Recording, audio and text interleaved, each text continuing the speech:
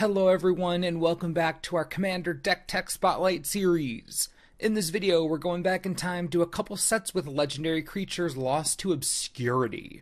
That's right, we'll be looking at the potential commanders from Mercadian Masques and Nemesis. Two sets not exactly famous for their legendary creature offerings. I do hope you enjoy the video, and if you do and want more videos like these, be sure to hit that like button, helps out a lot. We'll begin in Mercadian Masques all those years ago with Cho-manno Revolutionary. 2 of anything and 2 white for a 2/2 human rebel. Prevent all damage that would be dealt to cho-manno. Not a particularly popular commander, cho-manno does have something most commanders don't have: resilience. He has so much resilience, in fact, that his namesake deck, while quite unpopular, is actually pretty funny and somewhat effective. The only thing that separates cho-manno from other mono-white commanders is this damage prevention ability, so the deck is entirely designed around it.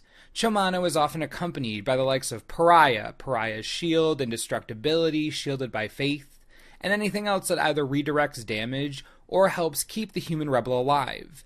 As a matter of fact, when you look at a cho-manno deck, it's basically a mono-white prison build / weird Voltron strategy. It's really peculiar, let me explain. The deck runs cards like Pentarch Ward, Entangler, Gift of Immortality, and Cho-manno's Blessing. Again, it's like a Voltron deck, except all the enchant creatures are designed to keep Cho-manno alive, so you never actually take damage yourself. This bevy of auras are joined by solid prison / protection spells like Leyline of Sanctity, Grand Abolisher, Ghostly Prison, Windborn Muse, and the usual suspects beyond that. It's actually pretty impressive, the deck list that Cho-manno is able to put together. It's both effective and incessantly annoying. You can imagine what the rest of the deck is like.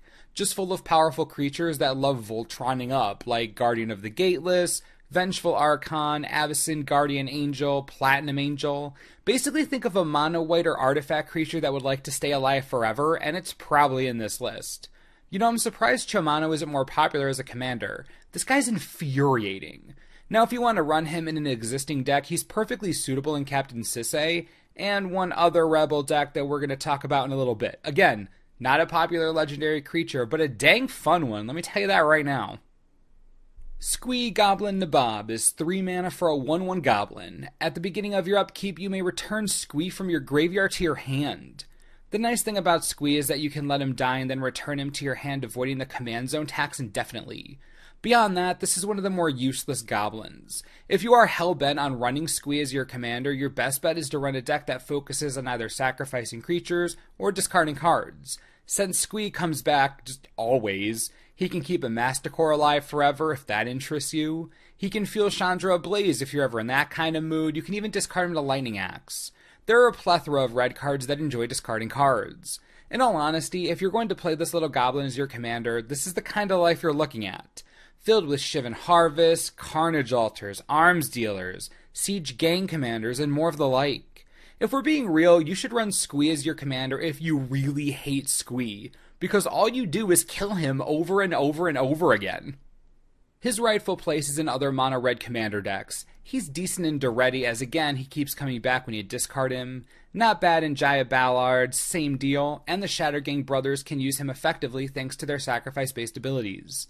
If you're going to use him, you gotta abuse the never-ending recursion, right? Enjoy dooming Squee to a fate of death and rebirth forever. Y'all are sick. Poor Squee. Lyn Civi Defiant Hero is 1 of anything and 2 white for a 1/3 human rebel. You can pay X and tap her to search your library for a rebel permanent card with converted mana cost X or less, and put it onto the battlefield, then shuffle your library. You can also pay 3 mana and put target rebel card from your graveyard on the bottom of your library. Finally, we got to a commander with a legitimate presence in the format. Lyn Civi is the premier rebel commander, fully loaded with an easy mana cost and 2 relevant abilities. They don't make these types of creature legends anymore, I'll tell you that. Her first ability is a rebel tutor, absurd, and her second ability fuels the rebel tutor with her fallen comrade. She's a rebel machine. As you can imagine, the majority of your deck is full of rebels. Thankfully, she doesn't have to do all the heavy lifting herself. The rebel card type is pretty healthy. Defiant Falcon, Ramosian Captain, Amro Scout, and Ramosian Lieutenant are just a few of the rebel-based tutors available to you. What can you search for? That's even more fun. Defiant Vanguard, Cho-manno, Changeling Hero, Ballista Squad. If you can think it up, there's probably a rebel creature that has what you need. I'm not even joking. The rebel creature type is the one that's flown under the radar for years, getting a few cards here and there for years at a time. Riftmark Knight, Aven Rift Watcher, Ramosian Revivalist, Revel Squad. Seriously, there's so much variety and depth in the creature type, I'm surprised it isn't more popular. Once you've filled your deck with crazy strong rebels, you complete the package with your classic white staples. Swords to Plowshare, Sun Titan, Return to Dust, Condemn, most of what you'd expect. If you want to blindside your opponents, you can include cheeky cards like Crib Swap, Retribution of the Meek, and Konda's Banner. They never expect the changeling spells, they never ever do.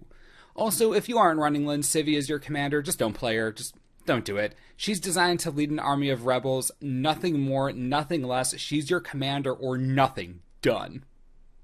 Ascendant Evankars, 4 of anything and 2 black for a 3/3 vampire with flying. Other black creatures get +1/+1, and non-black creatures get -1/-1.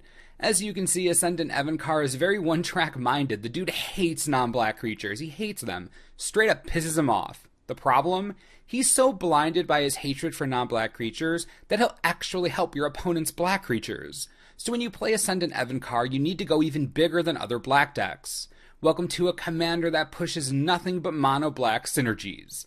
We're talking real deep here. Cryptghast, Erebos, Mutilate, Bad Moon. This is legit black tribal. There's nothing else the Evankar is good at. He isn't even good at being a vampire. Almost every other vampire legend in Magic is a better vampire tribal leader than the Evankar, so just ditch that plan right now. Think Paragon of Open Graves or Nirkana Revenant. You're playing mono black, so you can play Phyrexian Obliterator if you want, or Helldozer. The world is your dead, festering oyster. Things may get a little heated if you have an opponent playing black as well, but for whoever isn't playing black, they are not going to like you. Besides creatures, a mono-black tribal deck, which is basically what this is, has to have ways to deal with other black decks, so you're going to be relying heavily on kill spells. Go for the Throat, Sudden Spoiling as a solid combat trick, Urge to Feed, Hero's Downfall, really anything that avoids the whole non-black clause. You're already passively wrecking non-black decks. At the end of the day, you could just do what black does best, wipe the board over and over again until everyone hates you. Decree of Pain, Damnation, Toxic Deluge, Extinguish All Hope.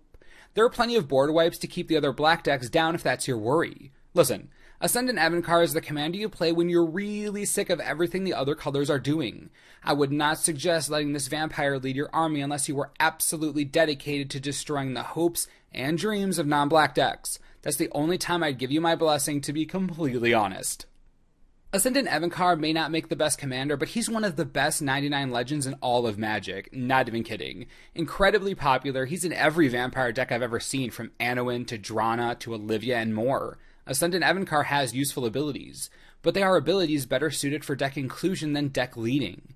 If you have a creature base that is mostly black, consider the Ascendant. He is quite powerful, and not many other creatures in all of Magic do what he does. It's just a thought. Volrath the Fallen is 3 of anything and 3 black for a 6/4 shapeshifter thanks to the errata text. You can pay 2 mana and discard a creature card. Volrath gets +X/+X until end of turn, where X is the discarded card's converted mana cost. Volrath, like Squee before him, has a pretty simple concept built into his card. Discard giant creatures and smash face with your huge commander. Volrath decks primarily win due to commander damage, so that's where we're going to start. Unlike most mono-black decks, you aren't looking to buff up your entire creature base. What you're looking to do is create a giant Volrath and win in one swing. Remember, 21 commander damage ends the game. That's your goal. Kill someone in a single blow, so the entire deck is built up by giant creatures, discard outlets, and recursion engines. It's one of the more complicated mono-black commander decks, but wow, is it fun. Let's go a little deeper.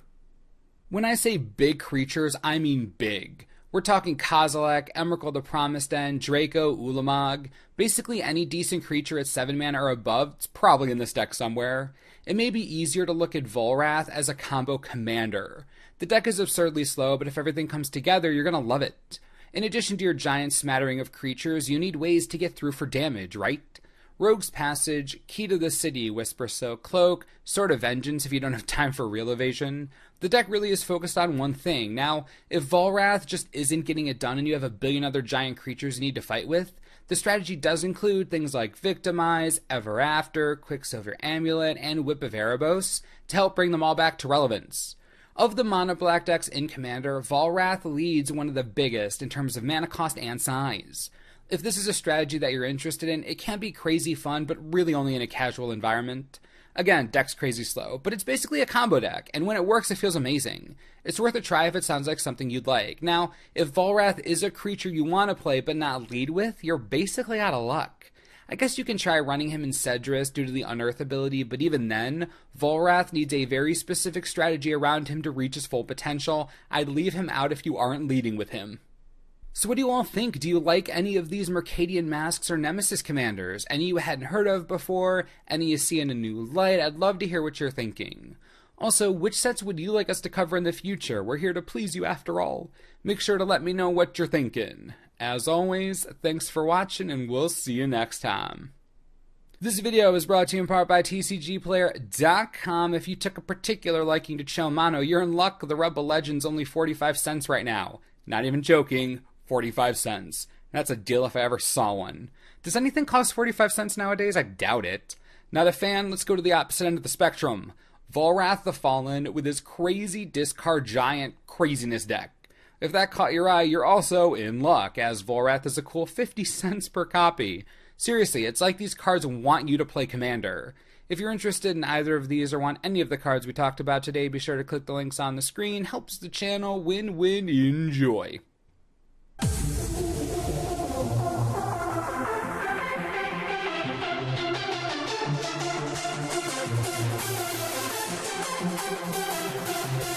Wow.